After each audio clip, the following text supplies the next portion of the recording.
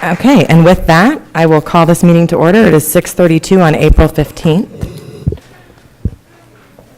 Lisa, will you please take the roll call? Present. Present. Present. Present. Great, thank you. And now I will ask Dr. Jen Robinson and MES to lead us in the pledge.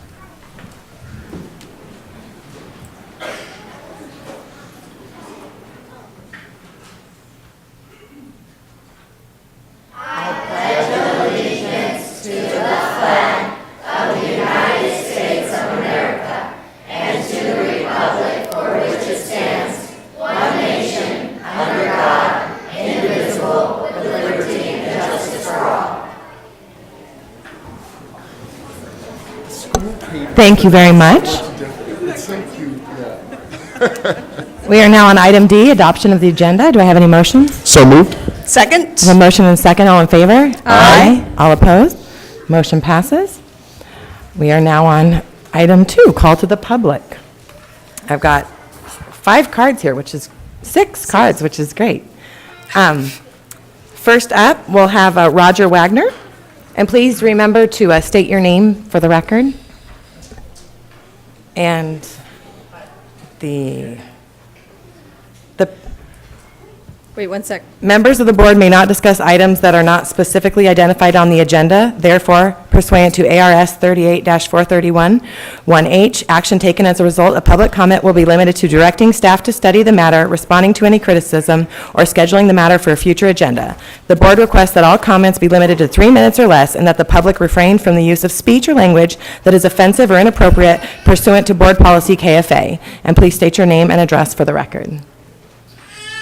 Hi, Roger Wagner, 37902 West Merced Street, Maricopa, Arizona, 85138.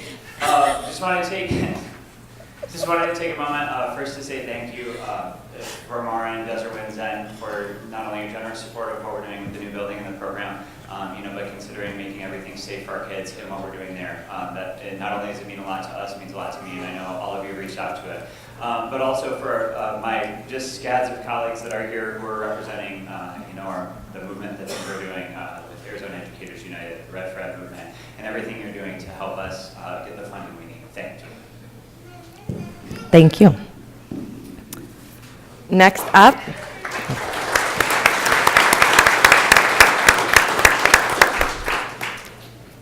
Next up, we have Christine Dickinson.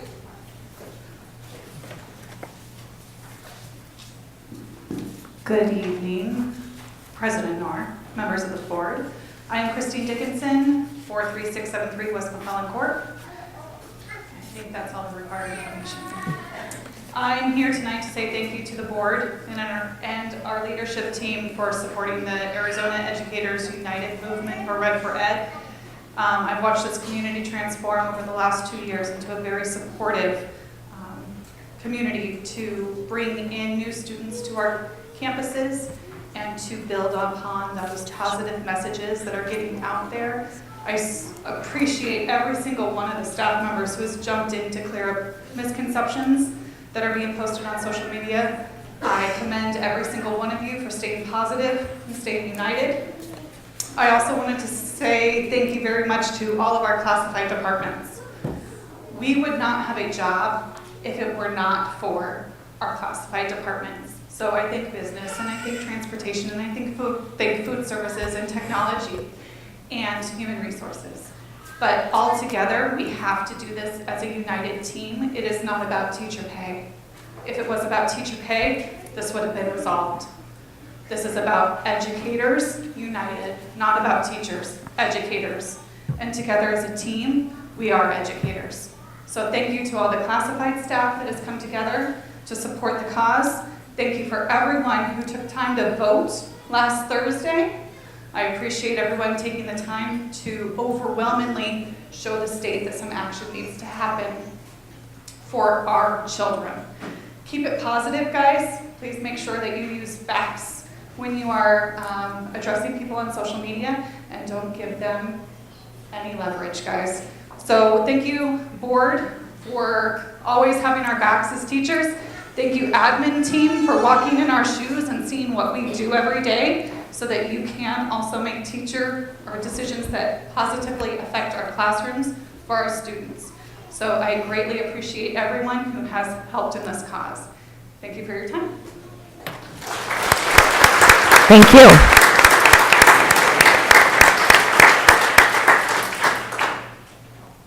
Next, we'll have Rebecca Gall.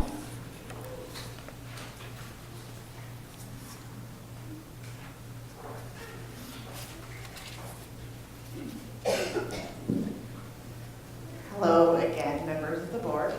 I am Rebecca Gall, 42774 West Rainen Street, just down the road.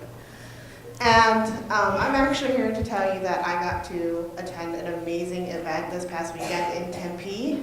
And I was in a library surrounded by educators from Phoenix Union, Tempe Elementary, Chandler, Gilbert, Riverside, Littleton, and I got to hear one of the leaders of Arizona Educators United, Rebecca Gorelli, speak, and it was one of the most powerful experiences of my career. And I got to meet Arnie Duncan, so that says a lot. And it just motivated me even more to be involved in this movement, and it made me so grateful for your support and for the support of our administration and for the support of my colleagues and for the classified staff that supports us and what we do, and made me thankful to be an educator.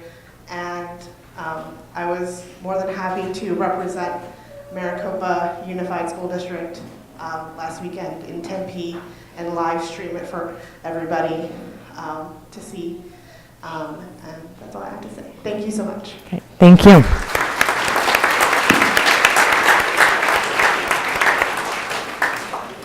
Next, we'll have Aiden Belt. Good evening, members of the board. I'm Aiden Ball. I live in Maricopa. I am here to just give some shout outs really quickly to a bunch of people. I want to give some shout outs to everybody who showed up out for the walk-ins, especially at Maricopa High School since that's my site.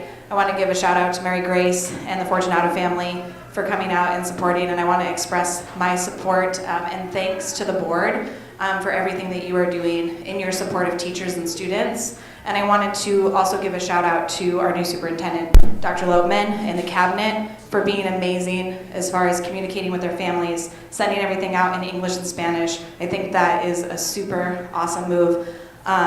In the last few weeks, I've started playing Spot a Teacher because everywhere you go, teachers are visible. I've never been more proud to be a teacher, and I've never been more proud to work for MUSD. And I thank you for everything that you're doing, especially for keeping food services open during this time as we all go through something that we've never been through before. So thanks to the community for your support, all the local businesses with their Red for Ed signs.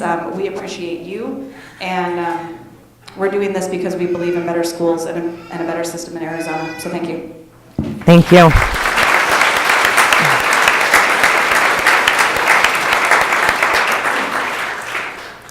Next, we have Naya Atchison. Did I say that right?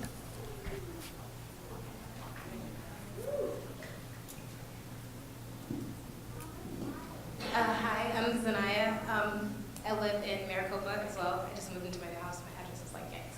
But I just want to personally thank you guys for the communication you guys kept with my family. My mom wanted me to personally talk to you guys and say like, hey, thanks, because a lot of stuff on social media has been crazy, and like I really support the teachers with the Red for Ed movement, and I'm happy that they're fighting for like my siblings' education. So I just thought it'd be cool hearing it from like a high school student. But like we really appreciate you guys.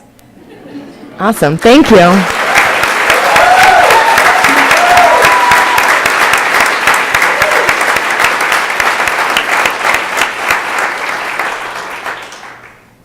And now we'll have Mr. Henry Wade.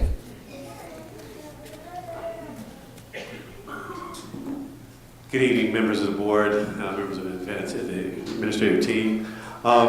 You know, I live in a really nice house, and I have a really nice car, and I have a really nice community that I'm a part of. I have a community that supports me and I want to support. I have a great job. I have a wonderful family. I have wonderful friends and family. And I thank a teacher every day for all of it. For all of it. When you see what you do, there is no way that I could live the lifestyle that I live without the benefits and support of a teacher along the way. We all have one teacher that we can remember that made you think for a minute, you can do it. You can do this, you can do that. So I thank a teacher every day. And maybe I'll get myself in trouble a little bit with this one, but I stand in solidarity with the Red for Ed movement as Henry Wade, as Council Member Henry Wade as well. So I want you to understand that that's where I'm coming from. I believe in what you're doing. I appreciate what you're doing. I stand with you in solidarity. And thank you for letting me have a nice house, a nice car. I appreciate that so much. Thank you.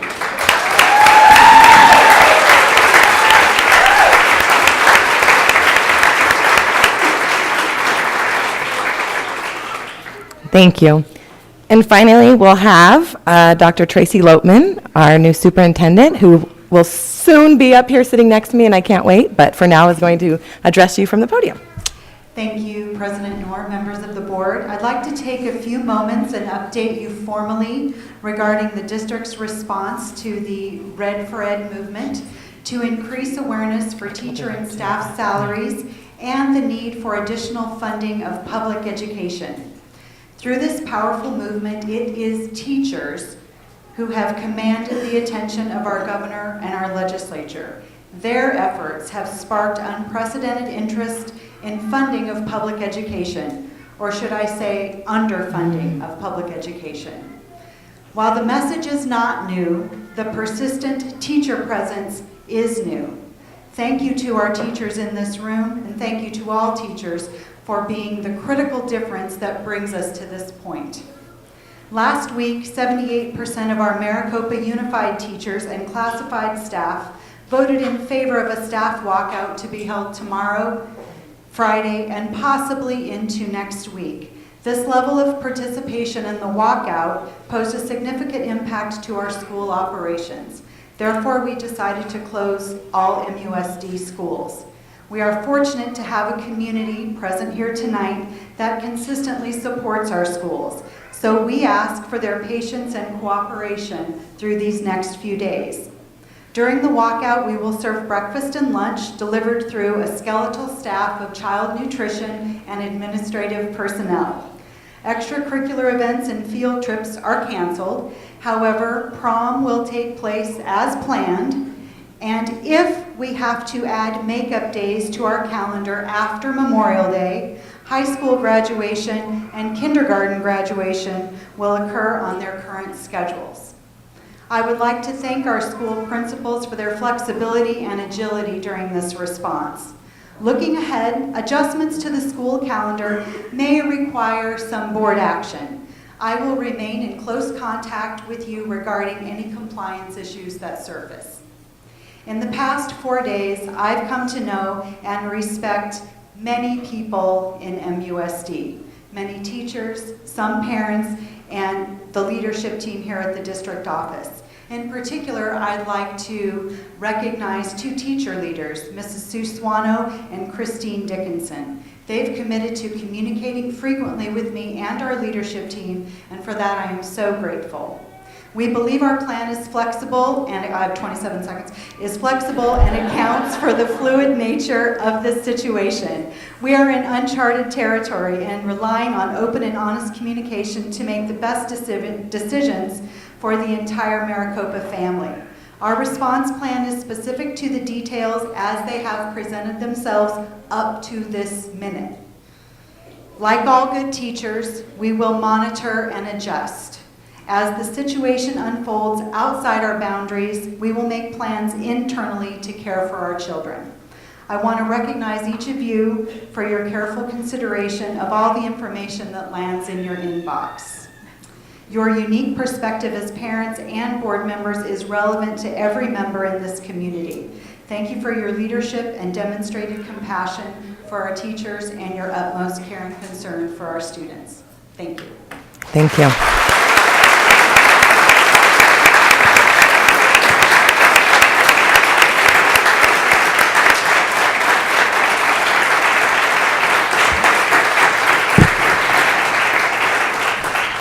Thank you, Dr. Lopman.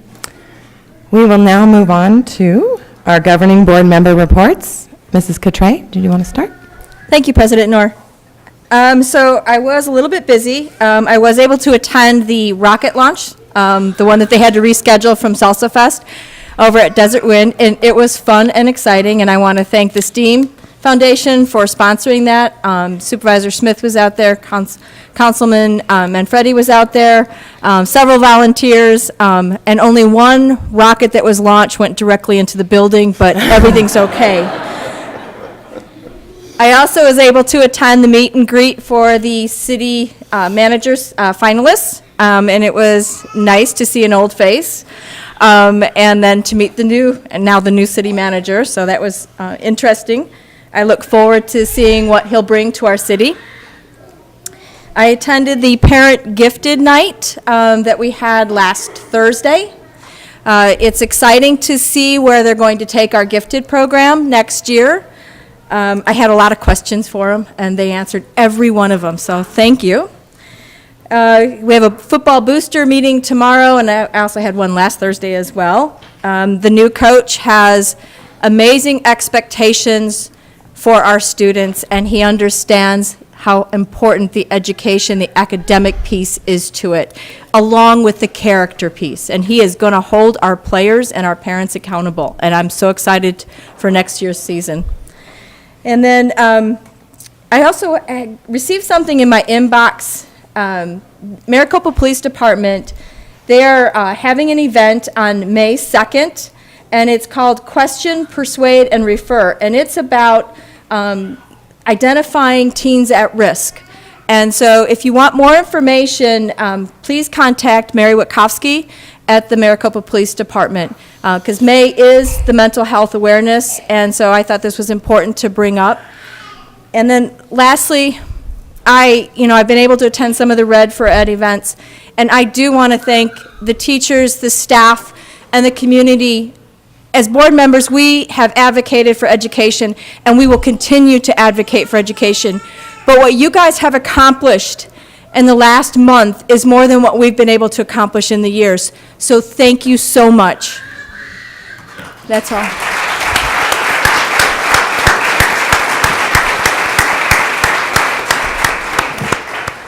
Mr. Judd?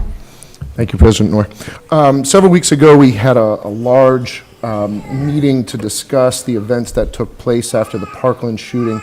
And in order to be able to continue that conversation, I have a meeting with Chief Stahl next week to be able to get his input. We had discussed some of those things during the meeting in terms of the Safe School Plan and to get some of his feedback to continue that conversation. So we just wanted to let the public know that the discussion didn't end that night, that we will continue to have that conversation to make sure that we're providing a safe school at Maricopa.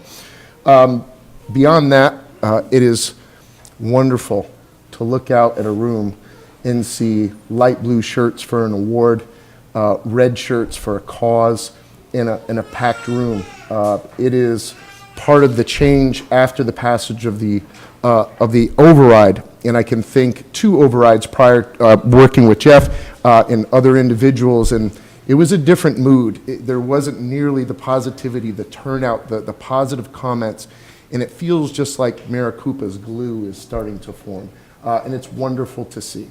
So I want to say thank you to everyone, to the Lighthouse Award, to the Red for Ed shirts, and by the way, allowing me to wear a red T-shirt for the meeting, which is awesome. I don't have to wear a suit or a tie, which is wonderful.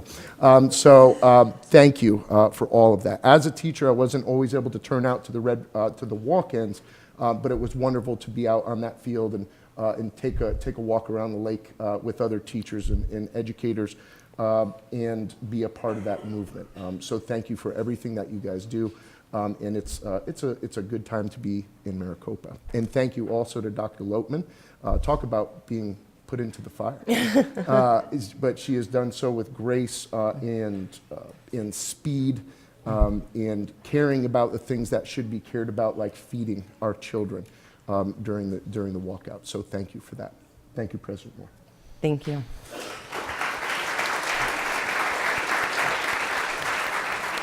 My turn? Your turn. All right.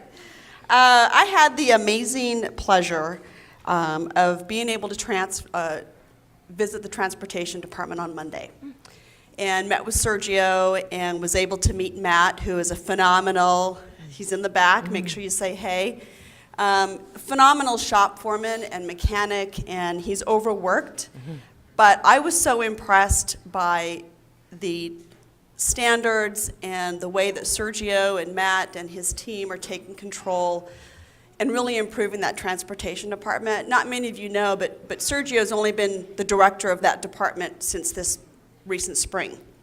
And he's made several changes, and the bus drivers and the staff, they just seem, walking through the area, they are so much more solidified. And they are a team, and he does listen to his staff, which is nice because, you know, our bus drivers are the first people our kids see every morning, and they're the last people they see when they go home at night.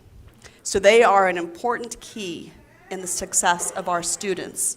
And the attitude that those kids have when they get off the bus and they come into your classroom starts off with the bus driver. So if you have not had a chance to meet Sergio or Matt or any of the other bus drivers, please take time to do that, because our transportation department really, I was so impressed. The facilities are first rate. The buses, I mean, they're just doing a fantastic job. So please take time to say thanks. I know there were new people, and it's great to see how they've come together in the last couple months to make improvements for our kids, and that's really what it's about. So thanks to Matt and Sergio and the transportation department for taking me around. It was just good to see and talking to them. So if you have not had a chance to do that, board members, I would, and parents, take a look. They're doing phenomenal work. I also want to remind everybody, during this amazing time in our state history when teachers are coming up and starting to make their voices be heard. It's something that we've been working on for the past several years at the legislative side. A bigger voice that you need to have is every single one of our offices has voter registration information. So you need to go into all of your schools, go to the office. If you are not a registered voter, please do so, because your voice needs to be heard in November. And that is the time when you really can make a difference in the next future for our children. So I just want to make sure that you know that those voter registration information is available at every single one of our school offices, and please take the opportunity to continue this action and continue this movement forward, because it is important. And then lastly, I am almost done. I wanted to remind everybody that May 7th currently is the Night Out Honors. I would assume it's still going to happen, but I just want to make sure if you want to see some amazing children and amazing students, that would be the place to do it. It's at the Performing Arts Center at the high school, and it's on May 7th in the evening. So that's it. Thanks, everybody, for all you do, and I'm very proud to be a lifelong resident of Maricopa and see this community come together. So thank you.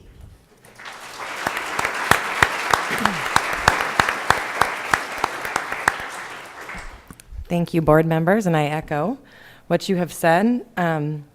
Just a couple things to report on my end. I was able to participate as a stakeholder in the community panel for the interviews for the new city manager. So I want to thank the city for involving the school district in that process. I really appreciated having that opportunity. It was a full day of interviews. I've been doing a lot of that lately, but I appreciated it, and I got to know the candidates, and I'm excited about our new city manager, and I'm excited about where Maricopa is going. So I wanted to thank the city for including the school district in that process. Also, speaking of elections, there's going to be a lot of elections in November, one of which is the election for school board members. So if that's something you're interested in, you need to talk to the Pinell County Superintendent's office, Jill Broussard's office, and they have all of the information and packets and everything you need to get that process started, and we would love to have you join us up here, so on Wednesdays. And finally, I was at the Capitol today. That's what I do for my day job. And it's hot down there. So if anyone's planning on going down there by chance the next couple days, I highly suggest bringing lots of water and things to keep yourself cool, because it is a concrete jungle and it is very, very hot. So, and there's not a lot of shade or seating or anything of that nature. So that's just some experience that I can share with you if you happen to want to go to the Capitol.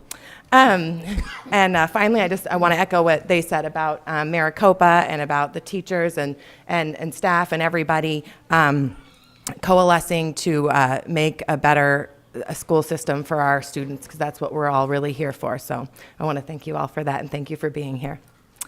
And with that, we will move on to our information items and work study. And we will start with the Rotary Students of the Month, Miss Alma Farrell.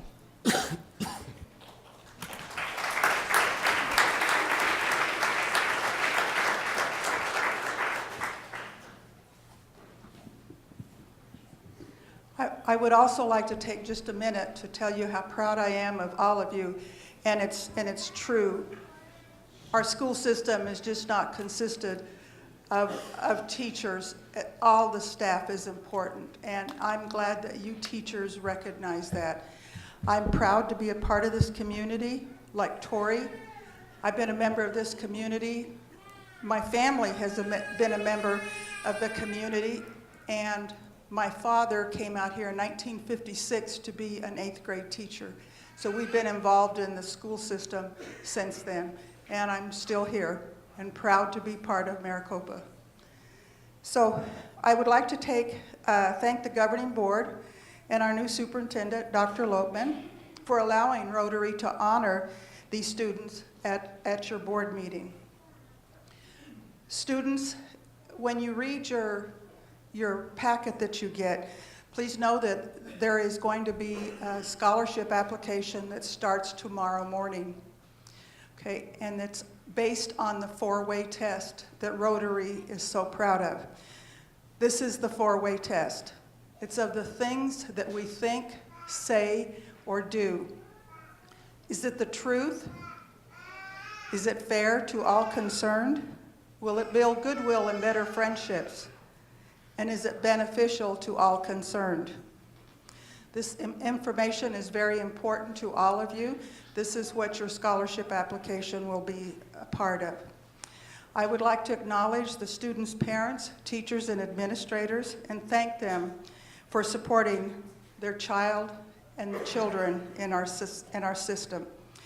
I'd like to congratulate Harrison Edmondson and his mother, Tracy, Russ, who's here, Julianne Blakeman and her parents, Jeremy and Angela Lloyd, Caden Rogers and his parents, Charlie and Amy Rogers. And I would like to acknowledge the staff, Mr. Abel, Mrs. Rusinella, Mrs. Carasoli, Mrs. Johnson, and Mr. Miller for participating and recognizing our students. So the first student to recognize is Julianne Blakeman. Julianne, would you please come forward?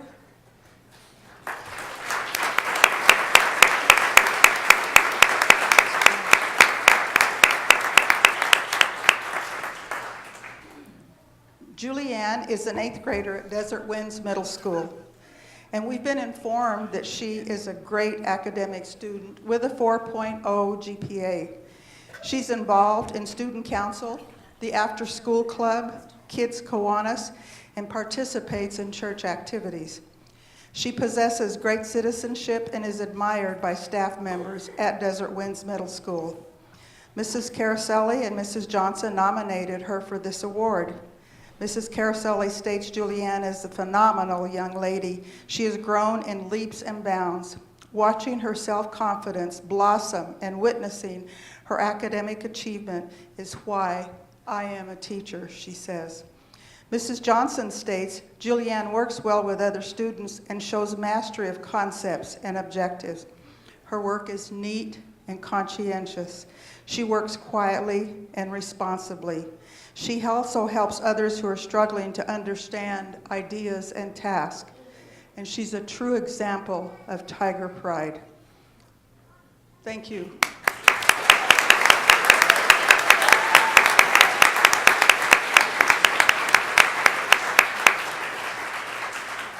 The next student that I would like to come forward is Caden Rogers.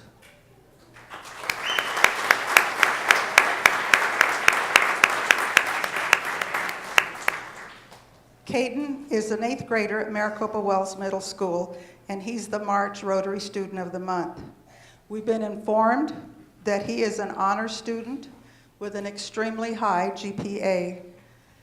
His citizenship status is great, and he's a member of the National Junior Honor Society and serves as the club's treasurer. He's involved in athletic activities such as baseball and track. And besides being an academic student and athlete, Rotary is told that he also has talents, such as being a member of the band, and he has a knack for being a magician, as he auditioned for America's Got Talent, focusing on magic. Thank you for being a great student that Maricopa Well staff is proud of, as well as your parents.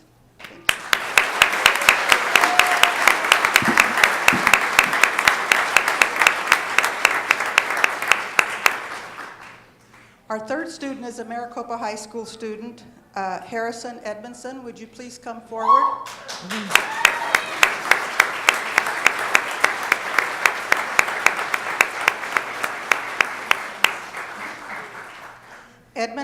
Harrison is a senior at Maricopa High School, and he's been selected by the staff and administration of Maricopa High to be the March Rotary Student of the Month. Mrs. Rusinello nominated Harrison for this award. She reports that he's actively involved at Maricopa High School in numerous clubs, as well as the CTE organization. Rotary congratulates Harrison for serving as president of the Maricopa DECA, where he has received numerous honors and competitive awards in hospitality management. It is understood that he developed and facilitated a significant number of community services with DECA, including the Maricopa Shark Tank and the DECA Ball, which raised more than $500 for the Muscular Dystrophy Association. Rotary wishes Harrison well to continue his outstanding active and leadership skills with his commitment to pursue a degree for an ASU WP Carey in supply chain management. We are sure his mother, Tracy Russ, is equally proud of him. Thank you. Thank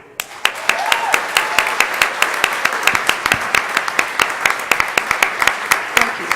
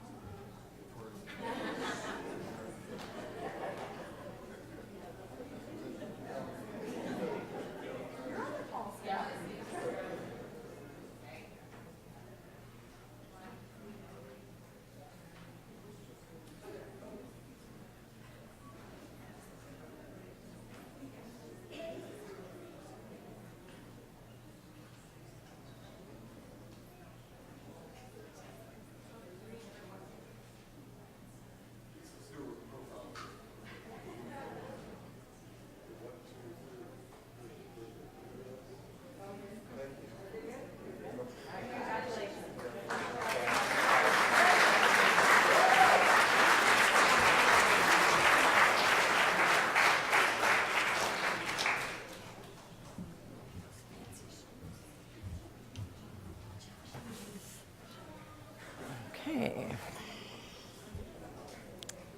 Great. Thank you, Rotary Club, for honoring our students, and we're very proud of the students that were honored here today. We will now move on to item B, the Maricopa Elementary School presentation by Dr. Jen Robinson and her staff and students. So.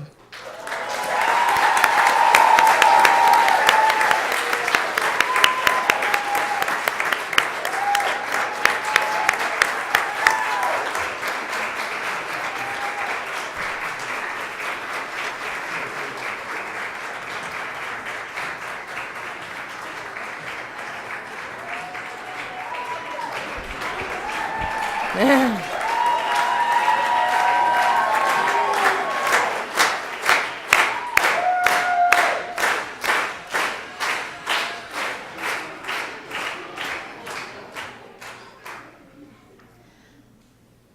evening, President Noor and governing board members, Dr. Lopman.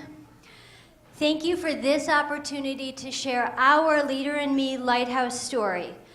We are very proud of our scholars, our staff, and our parents. We are a Leader in Me Lighthouse School.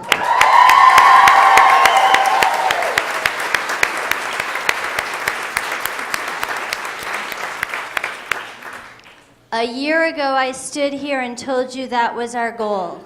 We did it.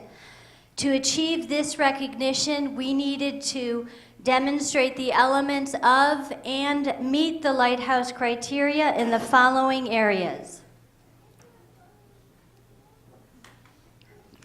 Core paradigms, leadership, academics, culture, and measurable results. We've included our Lighthouse review for you to look at. MES is the 4th Lighthouse school in Arizona.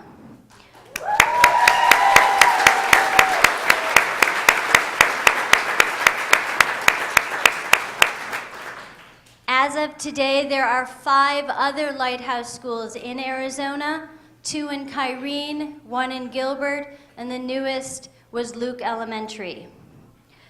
This year, we were one of 25 schools in the world that was given this distinction.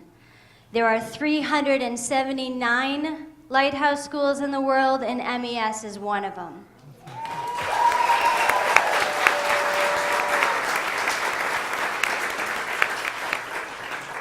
So if you're wondering if this is a big deal, is it? Yeah. Tonight, we want to share highlights from our Leader in Me review.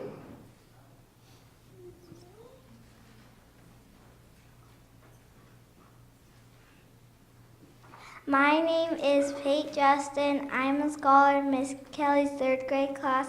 All teachers and scholars are asked to create a new mission statement each year. This is important because our mission statements reflect on how we continue to grow and learn as leaders. This is our word cloud that was created by combining all mission statements into one. The words that are largely repeated over and over. The other smaller words were used less frequently but are still important. MES teachers and staff believe in our scholars. This represents how MES synergizes.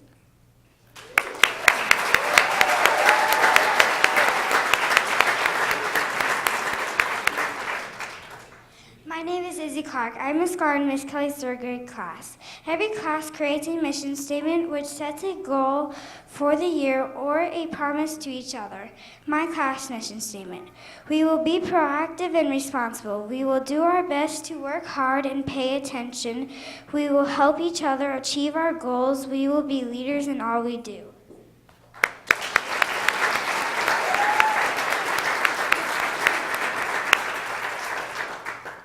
My name is Maricela Montes. I am a scholar in Ms. Chascon's 3rd grade class.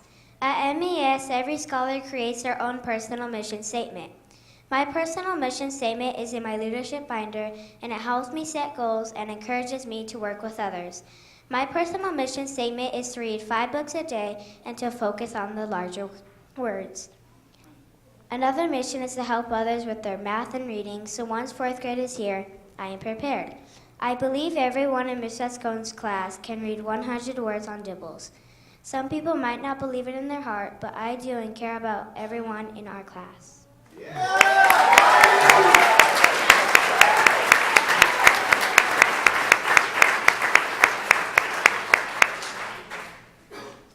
My name is Cheyenne Prescott. I am a scholar in Ms. Price's 5th grade class. Demonstrating the habits at high levels helped MES become a Leader in Me Lighthouse School.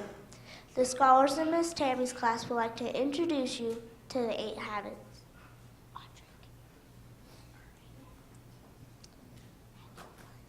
Be proactive. You're trying to know yourself.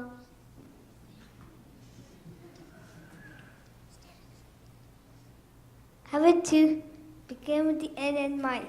We have goals. Are we patient first? My work goes to play. Okay, Mars the Kisha Coons. Now I wave to you a happy 4, happy 5. Happy 4, penguin win. And we can all win. Happy urban people. Happy 5, seek first to understand, then to be understood. Thank you.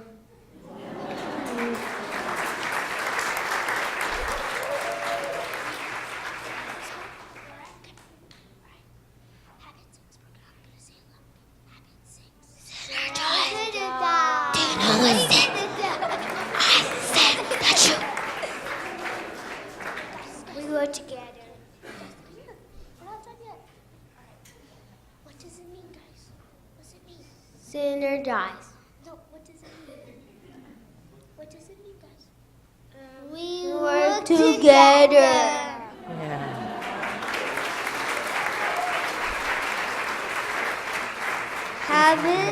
Habit 7, something that's all. Something the base, we something the mice, and kids. Ourselves, and we play and eat.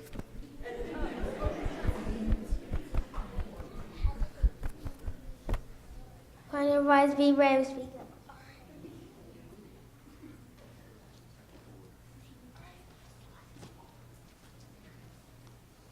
Hi, my name is Nia Miller. I'm a scholar in Miss Cummings' 5th grade class. These are the 5 core paradigms that have helped shift our thinking, develop the whole child. All scholars have genius, everyone can be a leader, and teachers and staff. All change starts with me, and teachers and staff empower scholars to lead their own learning. Change is important to me because it's basically how we became a lighthouse school, and it's our leader in me story. Since I've been here all my school years, I've seen the change difference we've made as a school. The biggest change is how we act and how we use the habits. Change is something my school has been doing for the past 4 years in the process of becoming a lighthouse school. Change isn't we have to change. It's up to me to change. Change is a big thing that everyone can do, and it starts with me.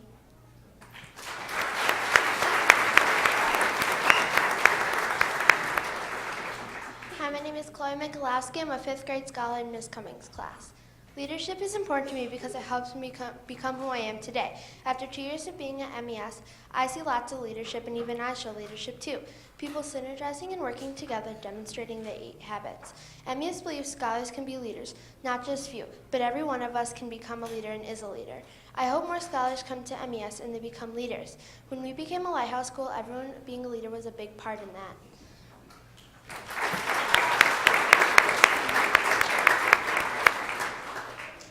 Hi, my name is Amanda Childers. I'm a 5th grade scholar in Miss Cummings' class. Motivation is important to me because not reacting and choosing kind is important. This is important to me because if I track my progress, I will be successful and move on to 6th grade. Education. I think education is important to me because it's the start to our own future. Education helps us learn. Leader in Me has lots of education, including our 8 habits. Education is delectable because it lets us shine in our own way and helps us become our own leader. Education helps develop the whole person within us. Education gives us knowledge of the world around us and changes it into something better. It develops in us a perspective of looking at life. It helps build opinions and have points of views on things in life. Education helps us to interpret things rightly and apply it in real life. For education is important for the progress, which means we must equip ourselves with a good education. In conclusion, education is self-empowerment.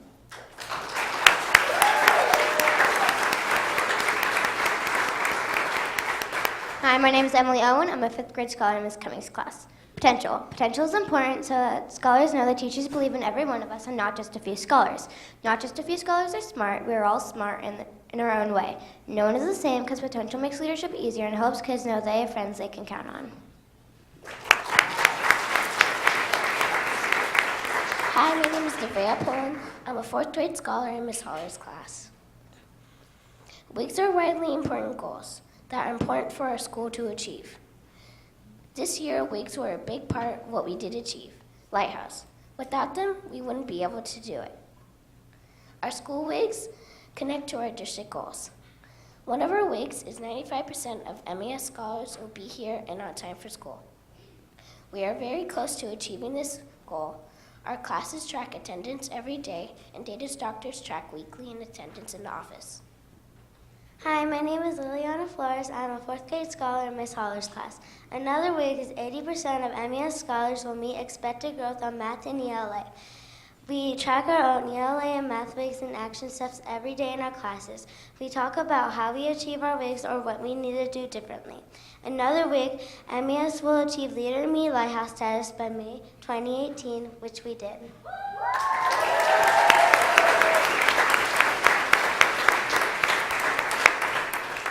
We achieved this in February. Another important part of our school is leadership notebooks. Every scholar at MES has a leadership notebook which includes all about me, tracking our learning in wigs, celebrations, and my contributions. Now we will have scholars tell us about their leadership notebooks.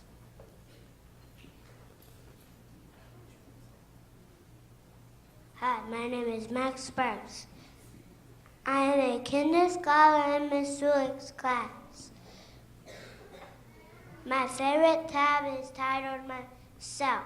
I made a picture of myself.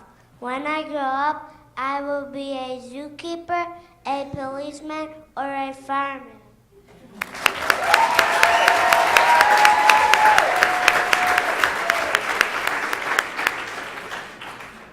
Hi, my name is Jordan Miller. I am a 1st grade scholar in Miss G's class.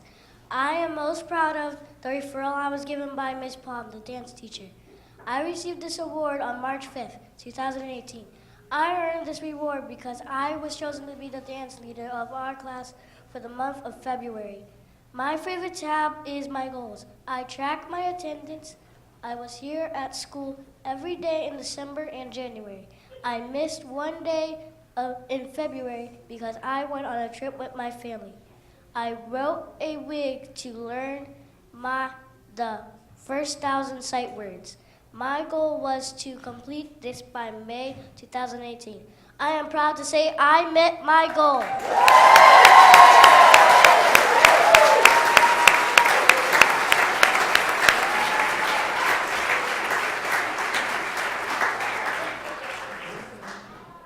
Hi, my name is Mila Lucero Sanchez. I am a 2nd grade scholar in Miss Walter's class. I am most proud being named Artist of the Week in art class. I earned this award because I listened to my art teacher and I helped pass out materials. This showed I synergize with others. My favorite tab in my binder is my goals. I have a personal goal to work on gymnastics and drinking more water. I wrote a math wig to master my addition and subtraction facts. As of today, I am on 6s in addition and 5s in subtraction. I have a graph that I color so I can see my progress.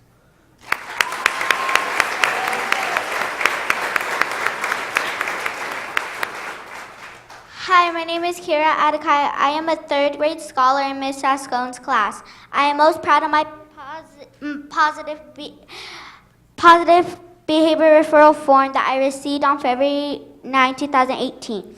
That day, I was chosen to share my leadership binder as our school prepared for our Lighthouse review. This referral said I was first things first, I begin with the end in mind, and that I found my voice. My favorite tab in my binder is titled Myself. In this tab, I talk about my family. My favorite subject is art and that I am kind to others. I also have a scholar self-assessment that I completed in March. This helps me know that I'm organized. It reminds me to read 20 minutes at home each day and to follow the 8 habits, and that I'm proud of my work. I will complete another self-assessment at the end of the school year.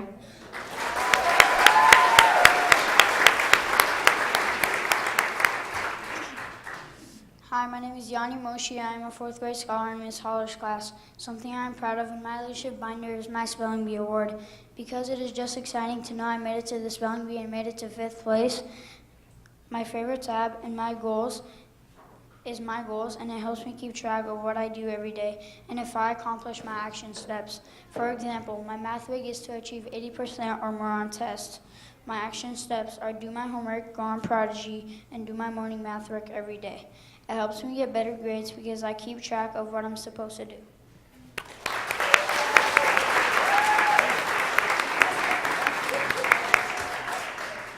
Hello, my name is Jeremiah Crawford. I am a 5th grade scholar in Ms. Cummings' classroom. I am proud of my leadership binder because I can track my math and reading goals and become a better scholar. When I finish a math test, we put it in our binders. I can look back at my old test and see if I got a better score. I try and beat my old scores every new math test I take. My reading logs used to not be very good. I didn't turn them in. Then I made a reading goal and I started turning them in so I can accomplish my goal.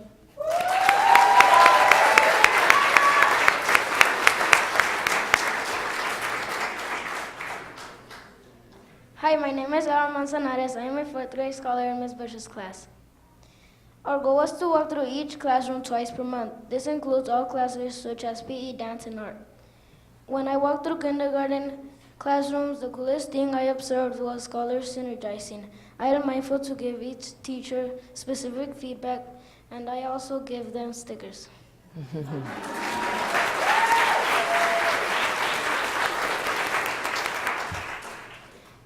Hi, my name is Nia Miller. I'm a scholar in Ms. Cummings' 5th grade class. For me, being a SOSA, or Scholar on Special Assignment, means to help our school become a better place and a great example.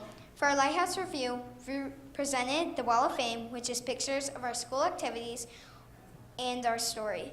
We also talked about our story of leadership over the past 4 years. We hope to keep MES moving forward as a Lighthouse school. In the process of becoming a SOSA, I had to be interviewed with a team of scholars. The interview was nerve-wracking, but I'm so glad I'm a SOSA. It was worth it, and this will be my 3rd but last year of being a Scholar on Special Assignment.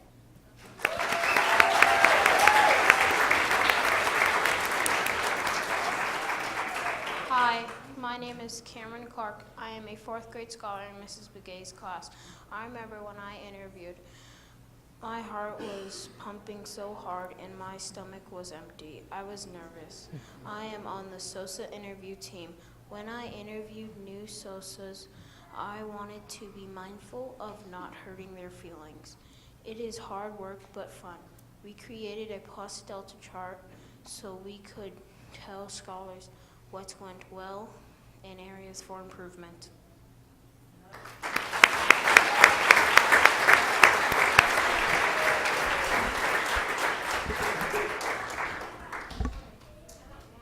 Thank you, MES scholars.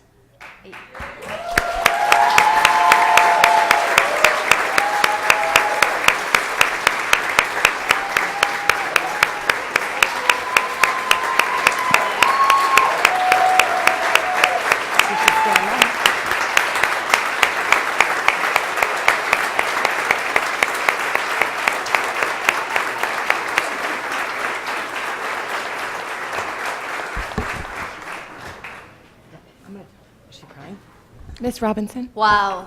Thank you, Maricopa, the community, our families, school board members, administration, Red for Ed, Teachers United. Thank you for this opportunity. I have nothing.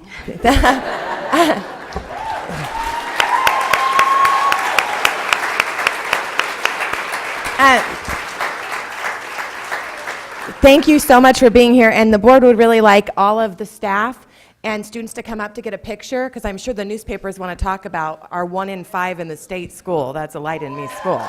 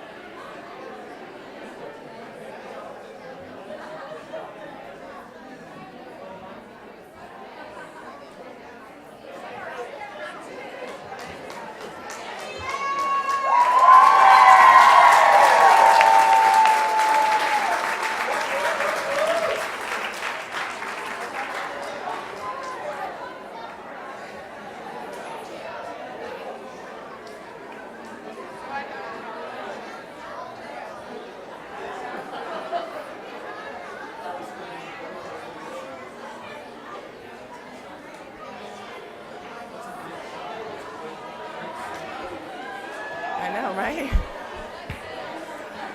Meeting adjourned.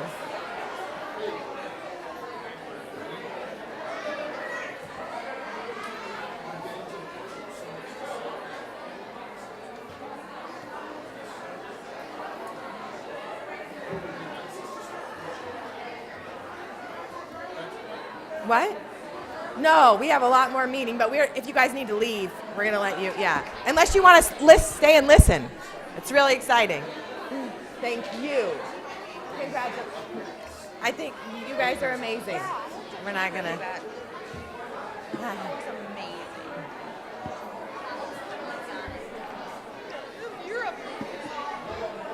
Yeah. You got to get signatures and you got to apply. That's it. Yeah.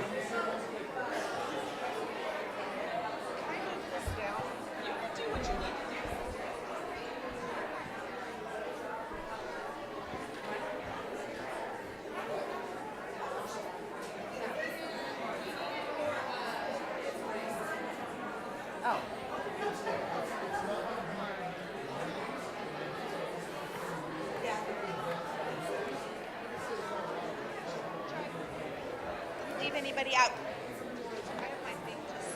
Okay, you're good. All right. You are awesome. You just take one of these for me. Yeah. And you can email us too. Thank you. Okay. All right. We let the room clear out. It's great to have everyone here. Very proud of MES. And now, is that working? There's a lot of room over here too if you guys want to move on over. I guess I'll let him do that. Yeah. You're on camera in here, so get your red shirts in the audience now. Front and center, red for Ed. What? Sorry.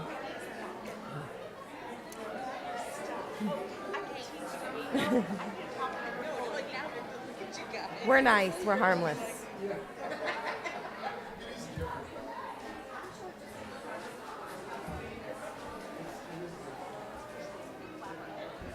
Okay.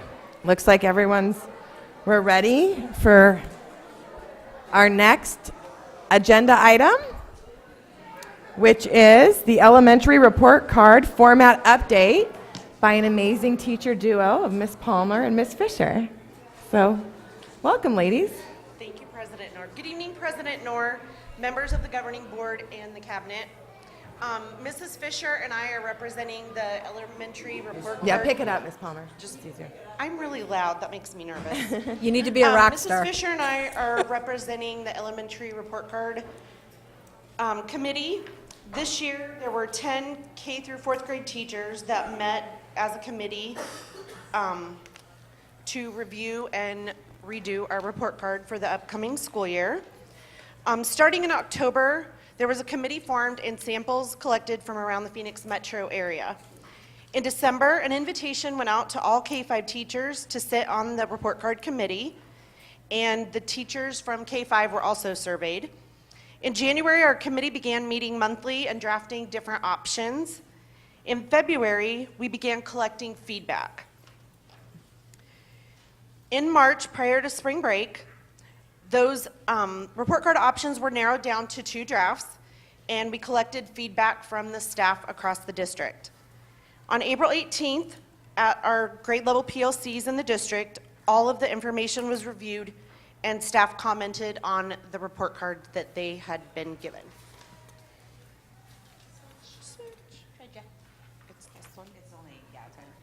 So I'm going to kind of go over what we put together for our report card options. One of the things that kind of drove this into changing it was that our report cards were not current with Common Core state standards and what we were actually teaching in the classroom. So the survey that we handed out to, or that we sent out to all district staff, teachers, was do we want a completely standards-based report card or do we want a more simple content-based. And really, the data that we got back was kind of in the middle. Full standards-based report cards are very detailed, they're lengthy, 2, 3, maybe even 4 pages long, and it's a lot to put in there. But the feedback that we got from the staff was that we do want our standards represented in our report cards. So what we did as a committee was kind of narrow down the strands within the standards, the main key strands that we teach, and instead of putting every single standard in that strand, we just kind of use those strand headings as a guide. So when Synergy gets updated, when we plug in a standard and we grade something and we plug it into that standard, it will go right in the correct heading or subheading in our report cards. So these are kind of fuzzy and hard to see, so we gave you guys a copy of, there's a, kindergarten is going to have their own report cards. Now they all look very similar. This is, kindergarten is on the left, I think, I don't know where am I? First and second, kindergarten's on the right, first and second's on the left. They look very similar because our Common Core standards are all very similar. There's just a few different little things between them. So kindergarten has their own report card. First and second will share a report card, and then 3 through 5 have their own. The other thing that we tried to do was really mimic the language on our report cards to match what we're seeing in School City and what we're seeing in on AZ Merit. Okay. So we're moving, 3rd, 4th, and 5th will still have letter grades, and those will still be our typical 90, 80, 70, 60 break-off points. But for proficiency standards, we are looking at matching that of the AZ Merit. So that's why those are a little bit different. So we're going to be looking at categories of highly proficient, proficient, minimally proficient, and partially proficient, as well as those effort type grades, but instead of calling them effort grades, we're calling them behavior indicators. So we're going to, and we added another one in there. We had 3 before. We had satisfactory needs improvement or outstanding needs improvement and satisfactory. So we reworded that a little bit more to give teachers that 4th option and make it a little bit more clear. The last thing that we tried to, or not the last category, changing our behaviors, we have that section in there, but we shortened that and tried to mimic more of what we're looking for with PBIS, since we are becoming a PBIS district, and all 6 elementary schools are now going to be PBIS schools within the next couple of years, are be safe, be respectful, be responsible. We took those key behavior, what were I looking for? Expectations, and kind of guided those around the behaviors that students need to be successful learners. I think that almost everything? Okay. Any questions? Do you guys have any questions for us? I have one. Okay. And thank you very much. I love the format. I just have a question on the 3rd through 5th grade report card. So you've got the grade A through F. Yes. And then you have your performance indicators. So how are you putting those into the quarters? Are you putting both a grade and a performance indicator? Yes. Okay, so if you look at the top where it says the lighter gray, where it says reading, overall performance grade, and writing and math, and our science and social studies, those lighter gray areas, those will be their letter grades. So they will have a language arts grade, they will have a writing grade. Okay. And then underneath that, the specific strands and skills, those will have the performance indicators. So maybe one suggestion I would have is maybe on your academic subject grades, maybe making that the same shade. So that's a great idea. So that they see how it correlates then. Absolutely, that's an excellent suggestion. But thank you, it looks awesome. Any other questions? I want to thank you guys for all your hard work. I know that you have to put in extra time and effort outside of teaching, to participate in these committees, but it's so important to have teacher input, in things especially like report cards. So thank you, and thank you to the committee for doing this and taking the time, and I'm excited about it. We had a great representation of elementary all over the committee, and a lot of good ideas and a lot of good, discussion and feedback. And I want to thank all of the staff from the different schools who provided feedbacks to their prospective representatives and brought it back to the committee. So we've been trying to get a new report card for a very long time, so we were happy to do it. Awesome. I also noticed that in special areas, it has technology, Yeah. which is a good sign. Yes. I like that. Yeah. Well, we're hoping. If we It's put ni- it out it's there, nice it to will come, see. right? We're putting it out there into the universe. Yeah, I like it. But it's nice to see that it's aligned with the standards. So it correlates with what parents or information they're actually getting with what you're actually teaching. So that's nice to see, so That's- thank you for your work. And hopefully they won't change it now. better at that age level for just a straight letter grade, because that doesn't really give you a true indication in terms of the specific content areas and where you're making progress. Just much more detailed, and I think beneficial to parents. Thank you. Thank you for being here. Thanks.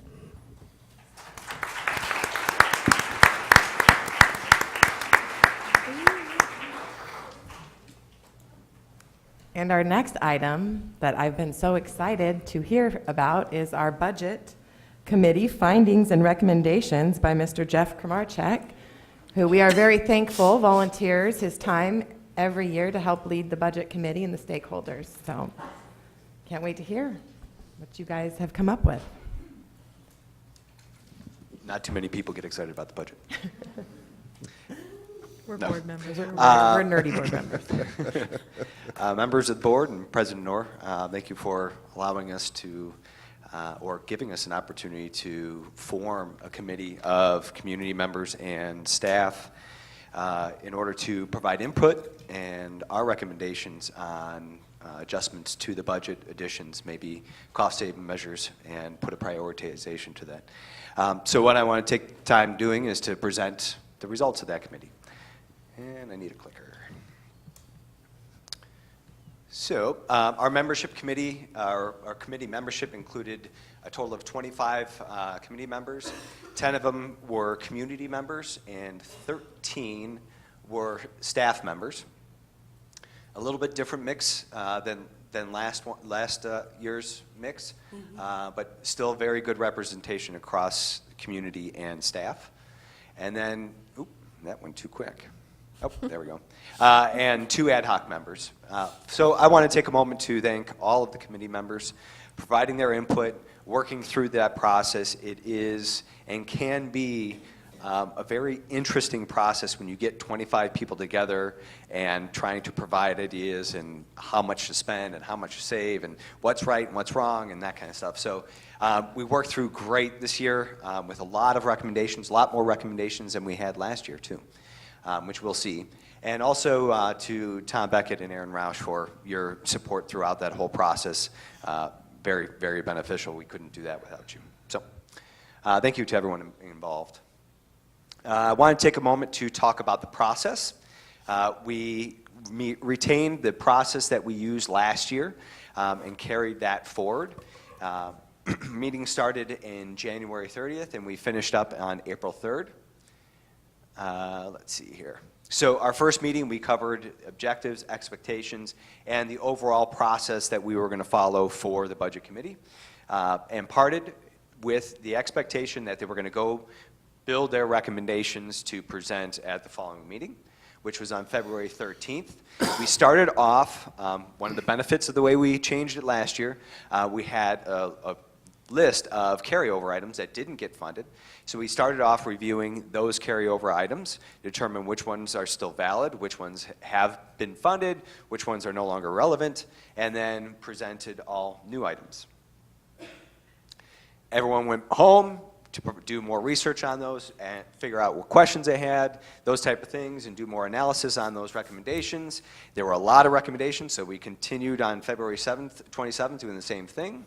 Again, more research and analysis, and then we moved into the March 20th meeting where there were a few more recommendation items, and then the committee had an opportunity to score those items. Last meeting, we reviewed that initial scoring as a committee and gave an opportunity to anyone who felt their score was should be adjusted to petition the committee to maybe get a higher score. And a few people did take that opportunity, and the results, there were a few changes in the results. And now we have the final scores, which we are reviewing today. Before I jump into that, any questions on process? I think we're all familiar. Exactly. Yes. We've all served on it. All right, so Overview of the recommendations. We received a total of 15. We boiled it down to a total of 15 individual recommendations and with a total estimated impact of $2.2 million. Average impact of 147. That's just 1,000. That's me being analytical and unnecessary. I do want to mention that a few of the recommendations were cost-saving measures. So there are expenditures beyond that 2.2 million, but if you add them all up with the cost savings, this is what you got. When you break the strategic or the recommendations down by strategic goal, the 4 strategic goals that are currently part of our MUSD mission, as last year, the vast majority of them had to do with staff and retaining and hiring quality staff, with 1 from learning and 1 for innovation and 0 for technology as a result of some of the override funds. So I don't want to get into, unless you want to get into, each of the 15 recommendations. I will provide, at the end of the meeting, I'll hand them over to Tom or Aaron to hand over to you, the full spreadsheets with every word as it relates to the individual recommendations. Those will be provided later for material for you to review. But I do want to do a quick overview of the recommendations in just a picture in terms of what you see. So this is just representing all 15 of the recommendations, the amount, so on and so forth. I want to pause here if there are specific questions on specific items. I want to give you a chance to take a look at it and do it. I will note there are 2 items that somewhat seem redundant. A 2% salary increase for classified and certified staff, and a 5% increase for salary for classified and certified staff. That is intentional. There were 2 recommendations out there that we wanted to put forward and keep those both as recommendations so you could see the results of the score. So when you see 2.2 million, that actually includes 1 item for 2% and 1 item for 5%. Any questions on those? Okay. Again, full detail is going to be provided.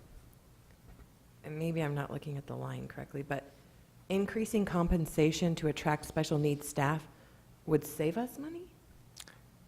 Yes. Again, the details are provided, but the theory behind it is you're currently spending contractual money on special needs Got it. Yeah. contracts. Mm-hmm. This would actually bring them in and reduce the overall cost. Great. Thank you. Mm-hmm. I'm glad I remembered that one. Wow. All right. So an overview of the scoring. We had 25 members in the committee, 23 members were scoring members, and we had a total response rate of 91.3%. So we had 21 people respond, 2 did not. So scores were assigned 1 to 10 for each of the recommendations. They were aggregated across all scoring members and then averaged for each one of the 15 items to give you a final average score for each item. I have a separate spreadsheets that will provide you with the details, but I do want to show you a picture of what the final scoring looked like. And these are stack ranked from highest final score down to lowest. You can see the range between 9 and 2.9. The items in green received a score of 7.5 or higher, which I would consider to be of high relevance, high importance. Yellow between 5 and 7.49, and then red below. Again, full details are in the follow-up material. Some observations. Majority of the budget recommendations focused on hiring and retaining quality staff. I don't think that's a surprise. 7 of the 15 recommendations were carried over from last year's recommendations. So we had a total of 8 new recommendations on top of the carryover items. 7 of the 15 recommendations received an average score of 7.5 or higher, which is very different than last year. Last year we only had 2 out of, I think, 9, 12 recommendations. We were very critical last year. Yeah. And I think we were this year as well. I think this year what you will see across those recommendations are, they're pretty big ticket items. They're pretty big ticket items. We were all about spending money. Yes, and yes, because we have so much to spend. That's right. We figured might as well burn it, right? We were going shopping. Exactly. Gucci belts. Top recommendation, so of those 7 that received a 7.5 or higher, 1.8 million in additional expenditures. And 82% of the, that would be 82% of the total expenditures. Again, me just being analytical and providing numbers.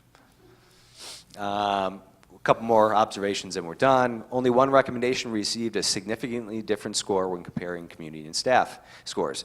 So in the spreadsheets you'll see in the backup materials, you'll see the scores in the spreadsheet you just saw on the screen, but you'll see another spreadsheet broken down by average scores for each item for community members and average scores for each item by staff members. We provided that last year. I think that provides some interesting comparisons. One difference over last year there were a couple big margin items in that comparison. This year, only one recommendation received a big margin difference, and that is the recommendation for an on-site registered nurse for all elementary sites with an estimated expenditure of $150K. And that the community scored it at 7.1 and staff scored it at 8.9. So it's a 27% difference. So what it boils down to, though, is when you average it all together, it's still a high-ranking item in one of those green items. And then 3 other recommendations qualify under the significant difference group, but they have very little impact in the outcome of the score. Or one example is the 2% increase versus the 5% increase. Ultimately, that difference is irrelevant. That's all I have. Christine, do you have anything? No? Right. Any questions, board? No questions. I look forward to the debate when we look at it as a board. I do have just one quick question. If parents or community members out there, Jeff, want to get involved, would you still be the point of contact for being a part of that committee? I think the question would be. I think I could be yes, but I think the question is, are we carrying this committee forward? This was a recommendation by our previous superintendent and supported by the board. I would strongly encourage that we do it again next year. However, that is up to Dr. Lopman and the board. Yep. Great. But if so, for the time being, yes. Okay.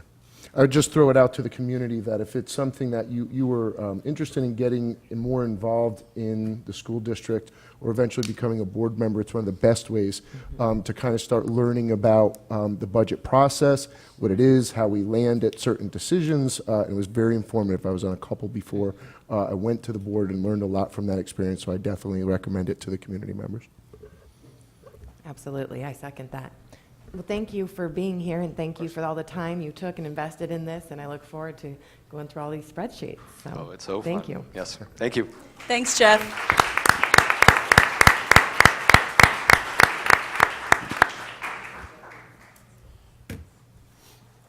And now we will have Aaron Roush review the monthly financial report for March 2018.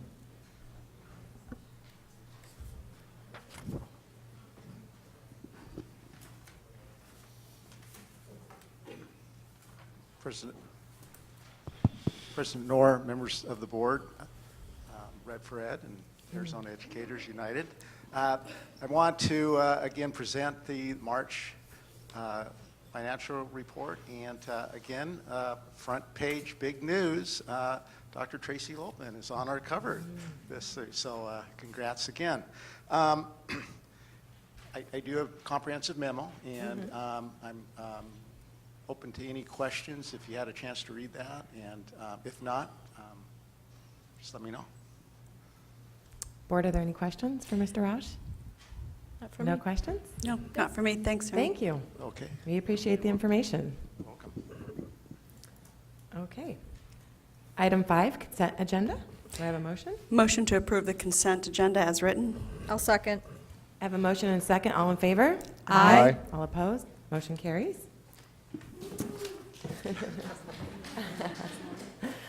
Item 6, action items. Mr. Beckett, discussion and review of the personnel schedule. Thank you, President Noor, members of the governing board. You have the personnel schedule in front of you tonight. There is one minor, no pun intended, number 7 will actually be a resignation. We received a resignation later on instead of the contract not returned. So that was the only edit we have on that sheet. Okay, great. Are there any questions for Mr. Beckett? None for me. No questions. Do I have a motion? Motion to approve the HR schedule as written. I'll second. I have a motion and a second. All in favor? Aye. Opposed? Motion carries. Thank you, Mr. Beckett. Thank you. Item 6B, discussion and possible approval of early graduation for a high school student. Who is leading that? Should be usually one of the counselors. Yeah. Did they not come? Mr. Abel here? He He was earlier. Do we Well- have the graduate? That would be necessary. So Okay. Kara's the one that signed it, so she's not here? Thank you, President Noor, members of the governing board. Good cover. Good cover, My Mr. pleasure to Beckett. address this tonight, and I certainly hope, is Kara present here? I'm sorry, is it Kara that yes, we're doing? No, Yes, Kara. it's Daisy. Daisy, I'm sorry, Daisy, are you present tonight? And again, Daisy's not this here. takes governing board action. Once again, we're just recommending an early graduation date for her. She has completed her work, and we're excited about being offered this opportunity for this young lady. I'm proud of her. I mean, I think it's amazing that we can do that. And she set the goal to accomplish this as soon as she came into the high school. So I think it's great that our students have those high goals. So I would be in favor of granting early graduation. Is that a motion? Okay, so I make a motion to grant early graduation for Daisy Dominguez. I'll second. A motion and second. All in favor? Aye. Opposed? Motion carries. Thank you. We'll make sure Daisy knows. Yes, Thank you. Congratulations, Daisy. Okay, item 6C, discussion and possible approval of the 2018-2019 governing board meeting schedule. President Noor, Yes. when I was looking through it, the only question I had is on October 17th, on our calendar, that's parent-teacher conferences. So I didn't know if we wanted to move that meeting to October 24th. We're only going to have one meeting anyway, and there's... Right, because Halloween Because- is, yeah, yeah. on a Wednesday. Right, so I thought, instead of doing it parent-teacher conference, that we move that to October 24th. I would be in favor of that, absolutely. I'm fine with that as long as Dr. Lopman or staff doesn't think we need one sooner than that, because that would put that meeting at the end of October. So, Mr. Roush, because I know we've got stuff to approve, we may want to move it. Can't do it, it's fall break, Yeah, fall the break's first the 2 weeks. I mean, if we need to schedule a special meeting, we can always schedule a special meeting. Because we've done that in the past when needed. But I just think, I don't know what's going to be on the agenda then, but I do know President Noor will have children in the different schools finally. That to try to get to parent-teacher conferences is difficult when you're a working parent too, because you have to do it in the evening. Are those parent-teacher conferences set in stone? I mean, I know it's... Yes, we approved that It is, calendar, okay. that is done. So, Mr. Roush, what would the difficulty be, or Dr. Lopman, of waiting until the end of October? That just concerns me, because there's a lot. Just our AFR has to be approved, and so by October 15th, so, and that can be a special meeting. It could be a real short meeting. Okay. Could you have that for us in the September meeting? 26th? On the 26th of September? We will try. We have to close out all our books and then prepare a report. But what to the date does it state. have to be approved by? October 15th. So the 17th meeting wouldn't help that anyways? so- No. Yeah, Okay, but so we we'll could just do- have a special meeting? Yeah, we've done special meetings and Right. Absolutely. to approve it. Otherwise, maybe you could have it for us on the 26th of September. I think that's going to happen. I mean, I love these guys, but if we don't have to have a special meeting, I would. Is there a motion? So I would like to make a motion that we approve the governing board meeting schedule as amended from October 17th to the 24th. And that's the only change? It's the only change I had. Okay. I don't have any changes. I'll second with the stated change. I have a motion and a second. All in favor? Aye. Aye. Opposed? Motion carries. Everybody mark those down on your calendar because these are so much fun. I know you want to come to every one of those next year. Especially the budget ones. Yeah. 6D, discussion and possible approval of the Arizona School Board Association 2018 political agenda, and I'm assuming that Ms. Anderson is going to Sure. talk to us about this. Sure, I didn't plan on it, but you know me, I like to talk. Well, since you're like Especially about the head of legislative committee stuff. or something, so, yeah. All right, so this year, it was you all got the 2018 political agenda, and so you were supposed to go through and put your top 5, or top 1, or whatever your priority is. Our deadline for turning this into ASBA is May 11th, so if we can decide on something tonight, that would be great. In doing this process as the chairperson for the entire state school board association, my question to my fellow board members is this. This political agenda is way too long. And I would like to know, I'm curious to hear what your top priorities are, especially in the current flavor of what's going on with our school funding. But in looking at the political agenda, I always thought, when we did this last year, that the headings on each one of the 4 different areas should be the agenda, because it leaves all of it leaves it open-ended, so our lobbyist can actually go and attack whatever bill is coming down, regardless of what the details are, if it affects education. So I would like to see a much broader political agenda that is very open-ended and basic. So my suggestion would be that adequately and equitably fund public schools becomes an agenda item, and then all of the things underneath it is ideas of what could be solved by that. My next suggestion would be uphold, preserve, and strengthen local control, as we want to make sure that local school boards have the control they need to make the decisions based on their school district, and that the legislature is not making those decisions for us. Improving student outcomes, I don't know, and I did not agree with that even last year, but as the chair, I just am the vessel for putting forth what the body wants. My next suggestion would be transparent accountability to taxpayers. And that means no money, no more STOs. Anybody who accepts public funds is accountable to the taxpayers. So those would be my 3 suggestions for a political agenda, and I'm curious to hear what your thoughts are.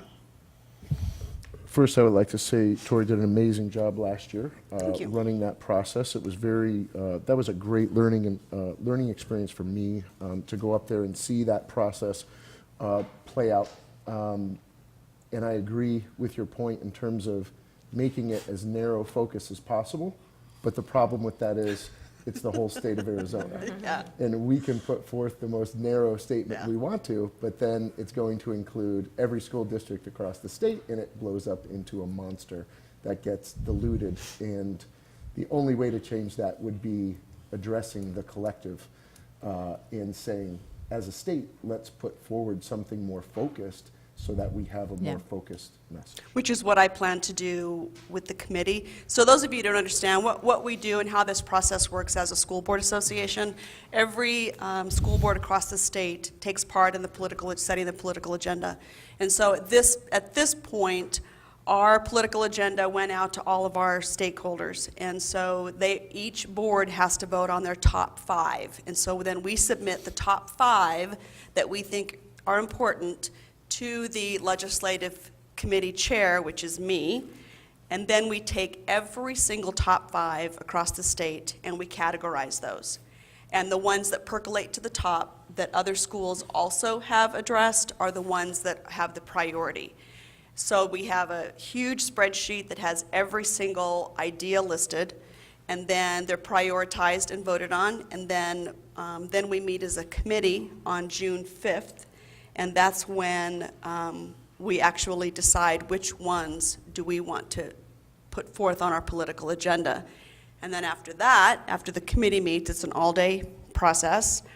Then after that, we have a delegate assembly, and that's in September, and that's where the entire body votes on the political agenda. And so for any of you that's curious how that works, you can come and watch and sit in the back and just see how that process pans out. It's quite interesting. I only got yelled at, I think, once, but it's okay.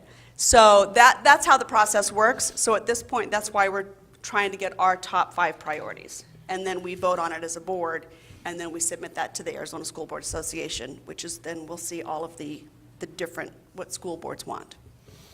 And your school board, Maricopa, is very pragmatic, and our visions and statements would be for the whole state of Arizona.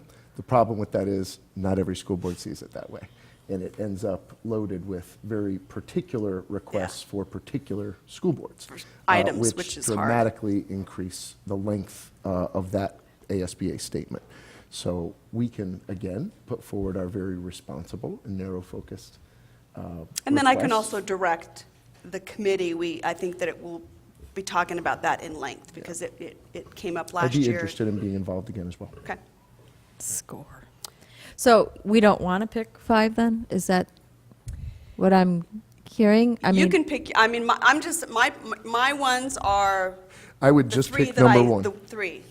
I would just pick one as well. But what are yours, Patty? What are your thoughts? What are your top 5? Well, I just went through and you know, I understand your point, and I think that would be great if you know, we could get every school board district to do that. But I agree with Mr. Judd that, you know, they're going to want specifics. And so when I look through that, when I look through the list, I mean, I don't think we need to bullet everything, but obviously the provide additional state funding for salaries to recruit and retrain is always going to be first and foremost. And revise the school formula, the school finance formula. I liked the fully fund all-day kindergarten and funding for preschool. And then the last one that I picked was on the second page, establish financial and academic transparency for everybody that receives public funds. I mean, those were the 5 that I picked. I mean, So the first ones, 3 or 4 you said were under adequately and Yes. equitably fund public schools. Yes. And the last one was under accountability to Accountability to taxpayers, right? taxpayers. yeah. So. I mean, I just went maybe through. we I should do just went through those.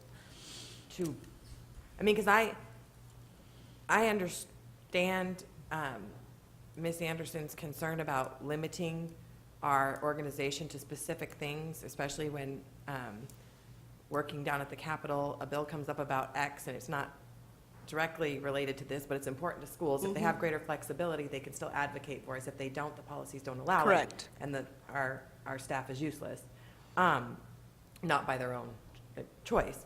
So I do think we should try and give greater flexibility and broader overarching themes to our desires at the legislature.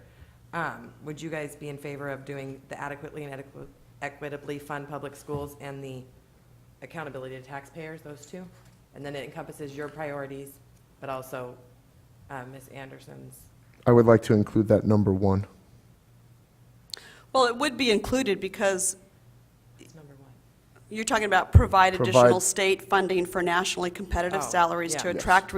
Well, the thought is, if the agenda says adequately and equitably fund public schools, the rest of these items would be listed under Yeah, they would be ideas. included. They would be included, but the agenda would just have the heading. Does that make sense? All of that is still included because we have continued to have those 3 items on our political agenda for the past 8 years that I've been doing this process. So it's not going to come off, but the thing is we really need our lobbyists to have flexibility, because if you list that specific item, fully fund full-day kindergarten and include kindergarten students in the override calculations, if something else comes up about that, because you've made it so specific right there, our lobbyist cannot attach to that bill. So Well, that I agree with. But I'm the just only saying- problem that I have with the gray language for adequately and equitably fund is that that's up to someone's decision of what is adequate and Right. equitable. well, everything would still be listed. For the number 1 states additional. It says we need more. Right. So I would be more in favor of that rather than throw out a gray statement to a legislator that says, well, what's adequately and equitable to you? This one says we need more.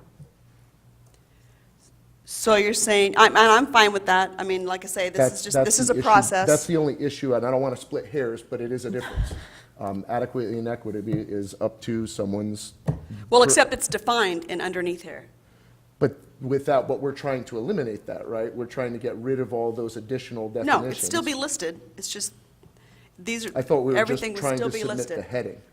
We would submit the heading, but all of the items underneath it would still be listed as, Okay. We would be saying this is those what are all we would be priorities. defining. That If- this is the definition of what we think Right. equitably If given the is. choice for me, I like number 1 because it's specifically stating additional funds.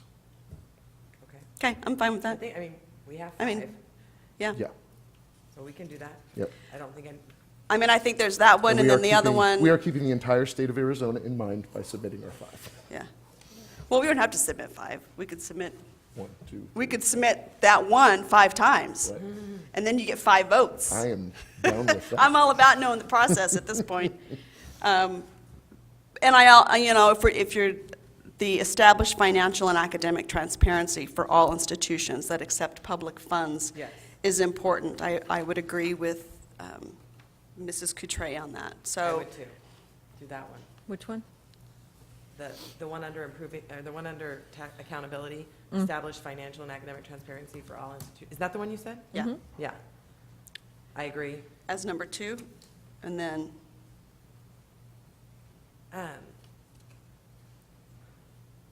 Fully fund full-day kindergarten and include kindergarten students in the override calculations.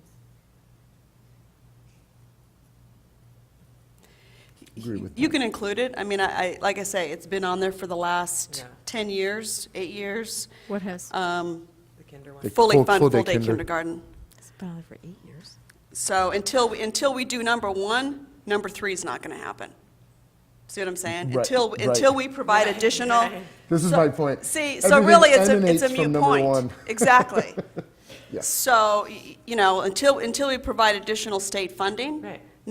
nothing do else, anything nothing else on this agenda is going to happen. Right. So for me, number 1 is 1, 2, 3, 4, and 5.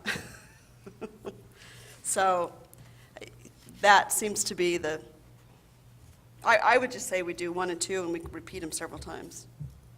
Okay, so 1 and 2 is Number- provide additional state funding for nationally competitive salaries to attract, retain. No, number 2 would be establish financial and academic transparency for all institutions that accept public funds. That would be 2, but 1 would be that top bullet. Correct. Correct. Okay, I'm fine with that. We could repeat it, Sure. and then on the last one, we could put times 10. Times 10? Okay.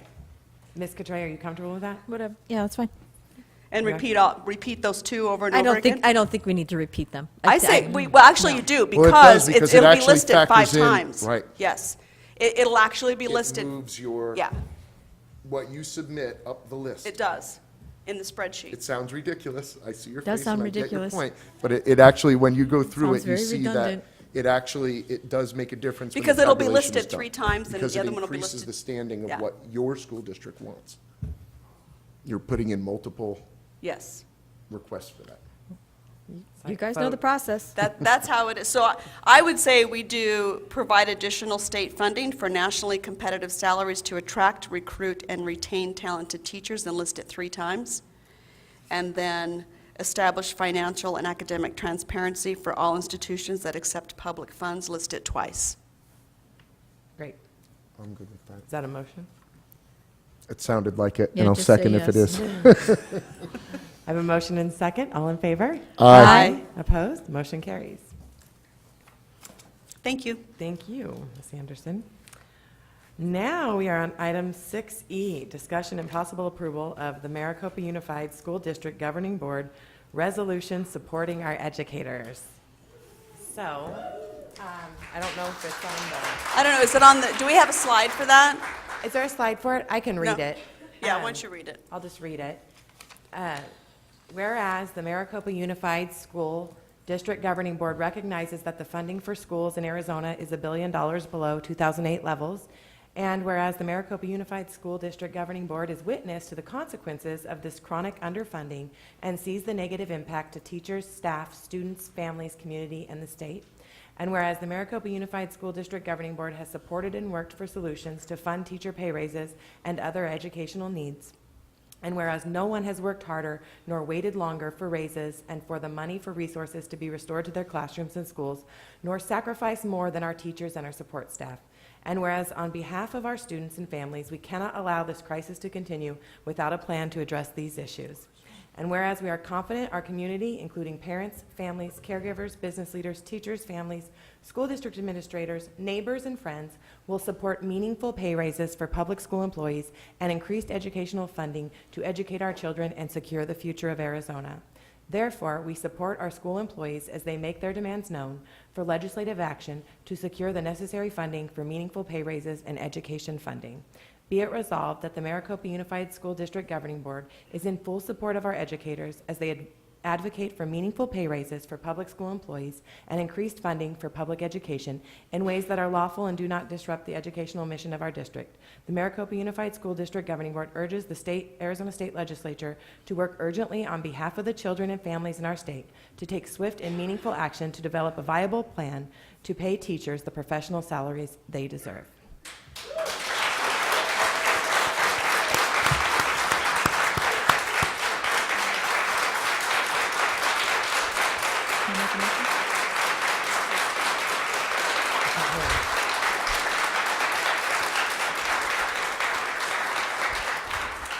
President Noor? Yes. May I please make a motion that we approve this resolution? Absolutely. I second. I have a motion and second. All in favor? Aye. Opposed? Motion carries. Thank you. So, President Noor, at the end of the meeting, can we get a picture of us signing the resolution so I can post it on Facebook? Yeah, we want you guys here. We'll be signing it. Absolutely, we can do that, and we're All right. close. Item 6F, discussion and possible approval of the first reading of updated policy JKD, student suspension. Are there any- This was the one that I thought we were going to change that said principal or designated Yes. official. Is that? Yes. Because we didn't want to limit it to Correct. just, The person that was there, if there was someone else. right, because it says if a danger to students or staff members is present, the principal or superintendent. We wanted to see if we could put designated or responsible person. I don't know how, we're going to check Someone else into that that would be because, present, given the authority to do because it so. could be that neither one of them are going to be there. Right. Yeah, it could be an AD. Yeah. I thought we just were going to leave Designated. principal in. I didn't think we were going to change it. Well, we were going to leave principal in, but add to or Put designated. / designated administrator?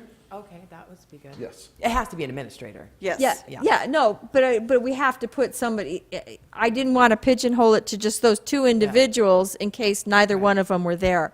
And we needed someone that had authority to take care of that. So would principal, / superintendent?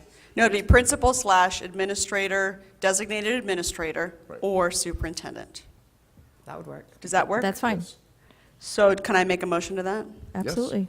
So I make a motion with that we approve JKD, student suspension, with the changes that says if a danger to students or staff members is present, the principal / designated administrator, or superintendent may immediately remove the student from school with prior contact with the parents and the notice of hearing following as soon as possible. I have a Was motion. that the motion? That was the motion. I second. I have a motion and second. All in favor? Aye. Opposed? Motion carries. Thank you. Now, item G, 6G, discussion and possible approval of awarding the contract for the English Language Arts textbook curriculum adoption, grades K to 12, to McGraw-Hill Education. Mr. Roush?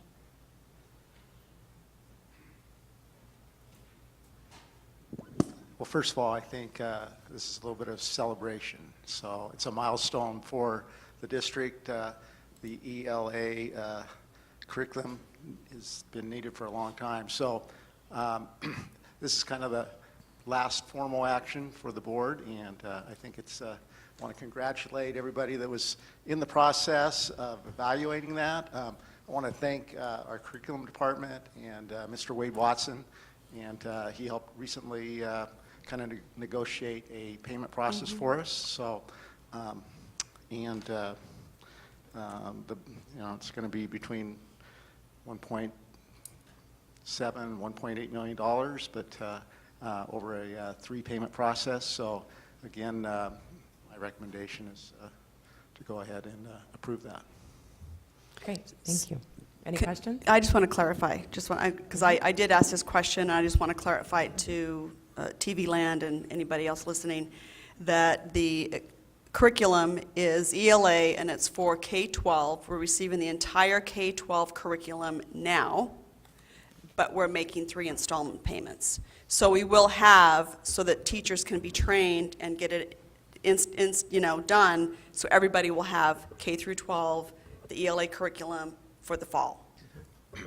Correct. Not exactly now. Well, I'm just saying, I know. By tomorrow, it'll all be in your inboxes. No, I'm just kidding. So we will go through the process and work with McGraw-Hill to Correct. get it as soon as possible. But they'll have it for the fall, They should Fingers possibly crossed. have it before then. So, and the payments will be deferred.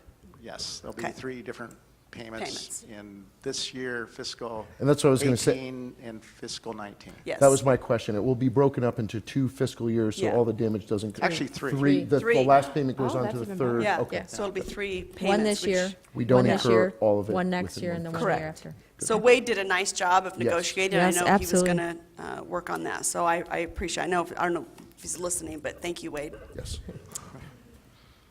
Well, I would like to motion to approve that we adopt the K-12 McGraw-Hill education curriculum. Second. I have a motion and second. All in favor? Aye. Opposed? Motion carries. Woohoo!